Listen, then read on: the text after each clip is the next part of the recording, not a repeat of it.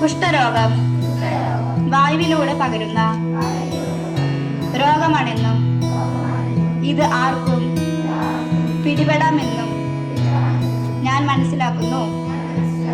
നമ്മുടെ സമൂഹത്തിൽ ഇപ്പോഴും കുഷ്ഠരോഗമുണ്ടെന്നും ആരംഭത്തിലെ ചികിത്സ തേടിയാൽ ഈ രോഗം പൂർണ്ണമായി ഭേദമാക്കാൻ കഴിയുമെന്നും എനിക്കറിയാം.